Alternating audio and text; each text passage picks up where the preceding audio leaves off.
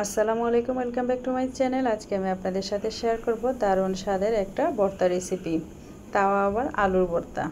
আলুর ভর্তা পেলে কিন্তু ছোট বড় আমরা সবাই খেতে পছন্দ করি, কিন্তু এইভাবে আলু ভর্তা তৈরি করলে কিন্তু একটু বেশি স্বাদ হয়। তো চলুন আমি আলু ভর্তাটা আপনাদের সাথে শেয়ার করি।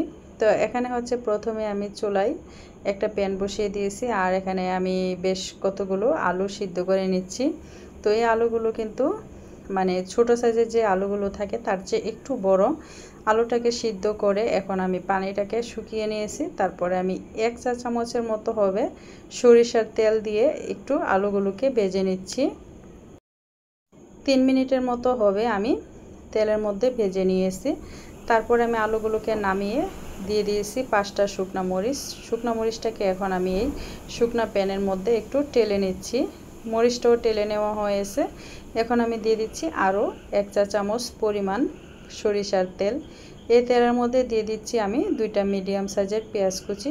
পেঁয়াজ কুচিটাকে এখন আমি অল্প তেলের মধ্যে ভেজে নিব, তবে খুব বেশি ব্রাউন কালার করব না, জাস্ট পেঁয়াজটাকে একটু নরম করা পর্যন্ত অপেক্ষা করব।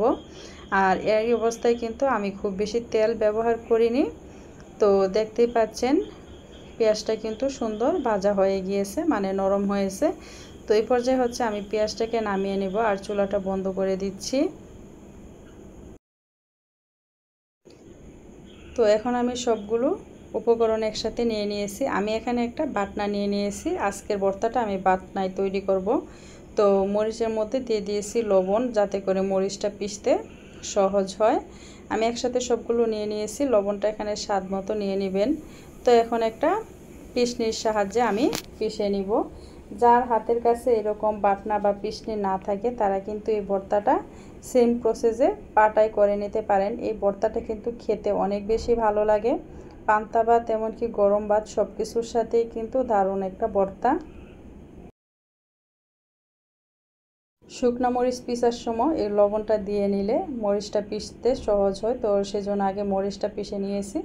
তারপরে এখন মরিচের সাথে ভেজে নেওয়া পেঁয়াজটা পিষে নিচ্ছি। তারপরে একে একে আলুগুলো পিষে নিব।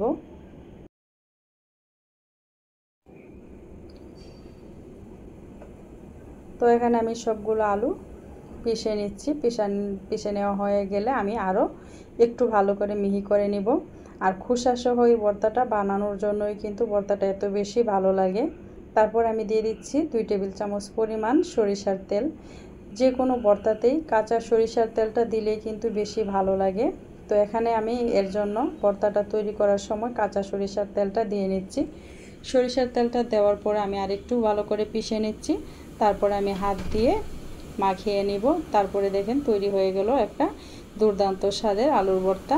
এইভাবে যদি ভর্তা করে আপনি পান্তা ভাত বা গরম ভাতের সাথে সার্ভ করেন, দেখবেন পরিবারের সবাই কিন্তু খুবই খুশি হয়ে যাবে।